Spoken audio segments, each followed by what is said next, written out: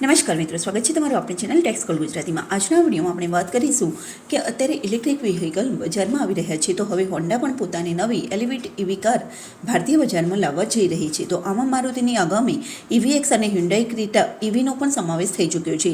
આટલું જ નહીં, આ લિસ્ટમાં હવે હોન્ડાની એલિવેટ ઇવીનું નામ પણ જોડાઈ ચૂક્યું છે. વાસ્તવમાં હોન્ડા ભારતીય ઇલેક્ટ્રિક વાહન બજારમાં તદ્દન નવી ઇલેક્ટ્રિક SUV દાખલ કરવા જઈ રહી છે. આ એલિવેટ પર આધારિત હશે. આ આગામી મોડલ તેના નવા પ્રોજેક્ટ ACE હેઠળ બ્રાન્ડનું પ્રથમ મોડલ હશે. તેને 2025ના અંતિમ તબક્કા અથવા 2020ની શરૂઆતમાં લોન્ચ કરવામાં આવશે. હોન્ડા એલિવેટ ઇવીનું ઉત્પાદન રાજસ્થાનમાં હોન્ડાના તાપુકારા પ્લાન્ટમાં થઈ રહ્યું છે. હજુ સુધી આની ઓફિશિયલ તસવીર સામે આવી નથી અને અમાઉન્ટની પણ કોઈ જાહેરાત કરી નથી, પરંતુ આ એલિવેટ ઇવીમાં સિંગલ ચાર્જ પર 400 કિલોમીટરની રેન્જ હશે. તે મોટેભાગે વૈશ્વિક હોન્ડા માર્કેટમાં ઇલેક્ટ્રિક SUV સાથે સ્ટાઇલ કરશે.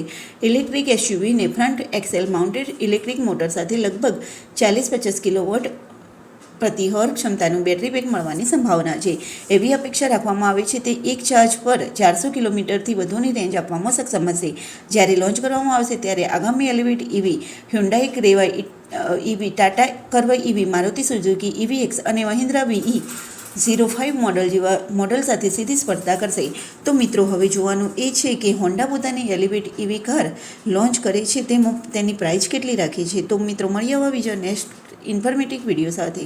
આજના વિડીયોમાં સુધી અમારી સાથે જોડાઈ રહ્યા બદલ ખૂબ ખૂબ આભાર.